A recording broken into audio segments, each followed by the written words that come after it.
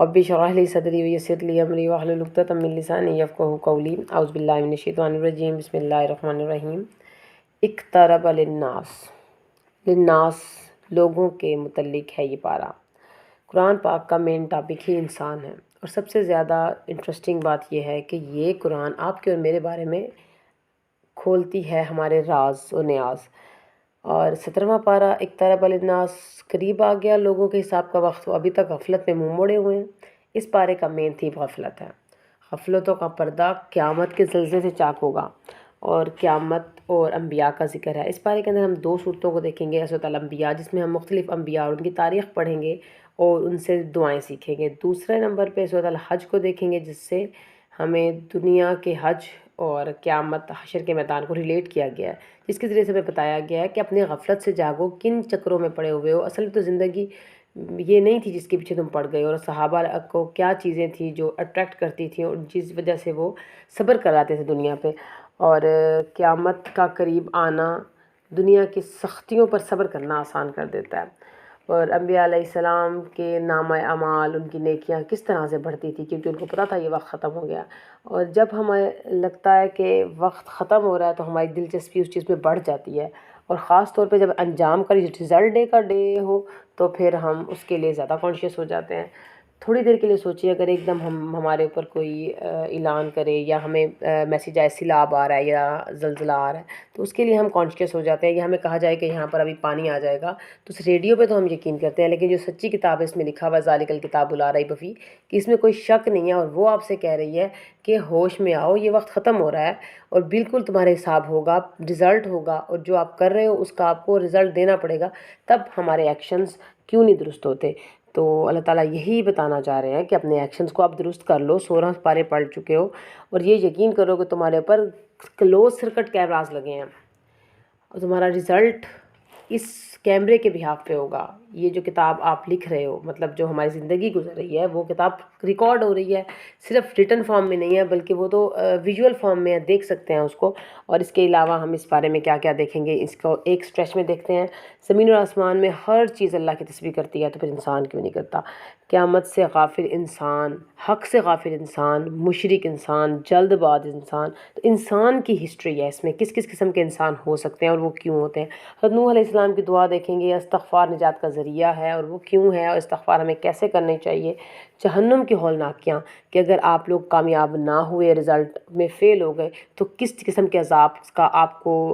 سامنا کرنا پڑے گا، اس کو دیکھنا۔ دعوت تقویٰ، اور اس بچنا کیسے ہے؟ تقویٰ کے ذریعے۔ اور تقویٰ کیا ہوتا ہے، وہ میں نے پہلے بھی آپ کو کہا تھا کہ جیسے ہم کرنٹ کی تاروں سے بچتے ہیں اس کو ہاتھ لگانے سے، اس طرح سے ہمیں حرام کاموں سے، غلطیوں سے، گناہوں سے بچنا پڑے گا کہ ہم اس کو ٹچ نہ کریں۔ اور حرام تو سانپ اور بچھو ہیں، حرام چیزیں اگر وہ ہم ان کو کھا نہیں سکتے، ان کو چھیڑ نہیں سکتے، ان کے قریب جا نہیں سکتے، تو گناہوں سے بھی ایسے بچیے نا۔ پہلی پیدائش کے بارے میں بتایا، اور پہلی پیدائش جو ہم ایک دفعہ اگر بغیر کسی چیز کے ہم تخلیق ہو گئے ہیں، تو دوسری پیدائش میں کیا پرابلم ہے؟ اللہ تعالیٰ کو دوسری پیدائش پہلی پیدائش کی دلیل ہے۔ شک کے مارے ہوئے انسان، کیوں لوگ شک میں مبتلا ہوتے ہیں، اور ان کے ساتھ پھر کیا انجام ہوتا ہے؟ دوسرے مذاہب کا فیصلہ کیا ہے؟ روز قیامت کیا ہوگا دوسرے مذاہب کے ساتھ اور ہمارے ساتھ؟ قیامت کے محلات، جنت کے محلات اور باغات کیسے ہوں گے؟ اب جہنم کے بعد جنت بھی دکھائی گئی کہ اگر آپ لوگ کامیاب ہو گئے، یعنی کہ اس دنیا پہ صبر کر جاؤ، اس کی تکلیفوں پر، پریشانیوں پر، جیسا کہ صحابہ نے کیا، تو پھر تمہیں کیا ملے گا؟ پابندی احکامات کی تکمیل، جو احکامات تمہیں دیے گئے وہ تمہارے لیے ہی بہتر ہے، کیونکہ جو آپ کے بنانے والا آپ کو بتا رہا ہے کہ یہ چیز آپ کے لیے فائدہ مند ہے، یہ چیز نقصان دہ ہے، اور اس ٹائم تک آپ کا ایکسپائری ڈیٹ آ جائے گی، ایکسپائری ڈیٹ کے بعد آپ کو کیا چیز ضرورت پڑے گی، یہ سب کچھ اللہ نے بتایا ہے۔ تو ان احکامات کی پابندی کرنے میں تمہیں کیا پرابلم ہے؟ اللہ تعالیٰ کا بہترین رزق پانے والے لوگ کون ہوتے ہیں، اور قدرت اور غلبہ الہی کا اظہار کیسے ہوتا ہے، کس طرح سے آپ اپنے اندر غلبہ الہی کو پروان چڑھا سکتے ہیں۔ زمین اور آسمان میں ہر چیز تسبیح کر رہی ہے، ہر نفس نے موت کا ذائقہ چکھنا ہے، تو تم نے بھی چکھنا ہے۔ رسولوں سے مذاق کا انجام کیا ہوتا ہے؟ جب رسولوں سے مذاق کیا جائے تو آپ کی زندگی کس طرح سے رینیوت میں چلی جاتی ہے، اور پھر ہم غفلت میں چلے جاتے ہیں۔ تو اس کا بتایا گیا قیامت کے دن انصاف کا ترازو رکھا جائے گا، یعنی کہ انصاف ہوگا، ایک ذرا برابر بھی آپ سے نہ کمی نہ زیادتی ہوگی، تو بالکل انصاف ہوگا۔ حضرت ابراہیم علیہ السلام کو بت توڑتے ہوئے بھی دکھایا، اور حضرت ابراہیم علیہ السلام کو آگ میں ڈالتے ہوئے بھی دکھایا۔ ایک ویژول سا اسکرپچر تھا، جس کو ہم دیکھیں گے تو ہمیں اندازہ ہوگا اسٹوری ٹیلنگ کس طرح سے ہے۔ بہت ہی یونیک طریقے سے انبیاء علیہ السلام کی دعائیں بتائیں کہ انبیاء کے ساتھ کیا ادوار تھے، ان کے ساتھ کس کس طرح دعائیں مانگیں۔ سب سے بہترین اور سب سے ہم دعا جو ہم مانگ سکتے ہیں وہ آیت کریمہ اس میں بتائی گئی، لا الہ الا انت سبحانک انی کنت من الظالمین، اس کی برکات کیا ہیں اور قیامت کی ہولناکیاں، نیک لوگوں کے لیے جنت کے وعدے، اور پھر بیت اللہ جگہ کس نے اور کیوں مقرر کی، اور بیت اللہ جس وقت مقرر کی جا رہی تھی جگہ وہاں پر تو اس وقت صحرا تھا، اور اس وقت روم تھا، پیرس تھا، بڑے بڑے ملک تھے، وہاں پر کیوں نہیں ڈیسائیڈ ہوا اور یہاں کیوں ڈیسائیڈ ہوا، تو اس میں بتایا گیا اللہ کا ذکر سن کر ڈرنے والے کون ہیں، شیطان کو تلاوت سے کس طرح سے بہکاتا ہے کہ ہم قرآن کی تلاوت نہ کریں، کیا کیا آئیڈیاز لگا کے ہمیں پیچھے کرتا ہے، اور مددگار صرف آپ کا اللہ تعالیٰ ہے ہر معاملے میں۔ امت مسلمہ نے کیا چار کام کرے جس کے کرنے کے بعد دوبارہ وہ عروج حاصل کر لے گی جو اس نے کھو دیا، جس کے بعد دوبارہ برکت بھی مل جائے گی دنیا میں، اور بیماریوں کے شفا کے وظائف اس میں آپ کو ملیں گے، اور بہت سی بیماریاں جیسے جسمانی بیماریاں، قلبی، روحانی، بہت خوبصورت وظائف ہیں اس کے اندر اگر ہم دیکھیں اس پارے کو اور سے۔ تو اس کے علاوہ ہم دیکھتے ہیں کہ یہ کتاب ہدایت ہے، اور اس کو سمجھنا یعنی کہ گائیڈ بک ہے، ریفرنس بک ہے، اس کے اندر آپ کو انفارمیشن ملے گی، اور دیکھیں جو بڑے بڑے لوگوں نے جو لوگ ریورٹ ہوئے یعنی کہ مسلمان ہوئے بعد میں، تو ان لوگوں نے بتایا کہ کس طرح سے ہم جب اس پہ ریسرچ کر رہے تھے اور جو سوال ہمارے اندر ہوتے تھے ہم بنا کے رکھتے تھے، اور اس کا کچھ حصہ پڑھنے سے قرآن کا ہمیں اس کے جواب ملتے تھے، اور وہ لوگوں نے کہا کہ اس سے پہلے کہ میں اس کتاب کو پڑھوں یہ کتاب مجھے پڑھ لیتی تھی، تو یہ مسلمان ہو گئے۔ دیکھیے مسلمان ہو جانا اور مسلمان ہونے میں بڑا فرق ہے، تو ہم بھی آج پیدا تو یہاں ہو گئے ہیں، لیکن جب ہم اس کتاب کو تھورلی پڑھیں گے ایک ایک لفظ کو لے کر تو ہم پھر لٹرلی مسلمان ہوں گے، پھر ہم مسلمان ہو جائیں گے۔ ابھی فی الحال ہم مسلمان نہیں ہیں اگر ہم سمجھتے نہیں ہیں اس کتاب میں کیا لکھا ہے۔ پھر ہمیں بتایا کہ یہ ہم کیا سمجھتے ہیں کہ یہ برکت کی کتاب ہے، ثواب کی کتاب ہے، وہ تو خود ہی ملے گی، برکت بھی ملے گی، ثواب بھی ملے گی، کیسا ہو سکتا ہے نہ ملے، لیکن کتاب ہدایت کو صرف برکت کے لیے پڑھنا یہ ناقدری ہے۔ جیسے کہ نیویگیٹر لگا ہوتا ہے ہمارے گاڑی کے اندر، وہ ہمیں گائیڈ کرتا ہے کہ ہم نے اپنی گاڑی کو کس طرف لے کے جانا ہے، turn around, turn right, turn left, اور اب اس کے بعد کہتے ہیں کہ یہ ٹائم آ گیا جب آپ یو ٹرن لے لیں کیونکہ آپ توبہ کر لیں، غلط راستے پہ چل پڑے ہیں۔ تو یہ نیویگیٹر ہے، ہماری ریفرنس بک ہے، ہینڈ بک ہے، ہر جگہ ہماری ساتھ دے گی۔ اور برکت، اور جب ہدایت کے لیے پڑھیں گے تو ہدایت کے ساتھ اجر تو عنایت ہو گئی ہوگا۔ پھر اللہ کی بات کی وہی بات کہ آپ عبادت کریں، غور و فکر کریں، غور و فکر کریں، سائنس کے وہ آپ کو علوم ملیں گے کہ آپ اس پہ حیران، اگر قدیم تہذیبوں کو بھی دیکھیں تو اس کے حساب سے جب ہم اس تہذیب کو دیکھتے ہیں، اس کے کیلکولیشنز کو دیکھتے ہیں تو بہت بہترین طریقے سے ہمیں سمجھ میں آتا ہے، اور خاص طور پر وہی کے ذریعے سے ہم نے لوگوں کو ڈرانا ہے، خبردار کرنا ہے۔ قرآن کوٹ کیے بغیر باتیں کرنا صرف باتیں ہیں، سادہ مصحف لیجئے اور اس کے اوپر بات کیجئے۔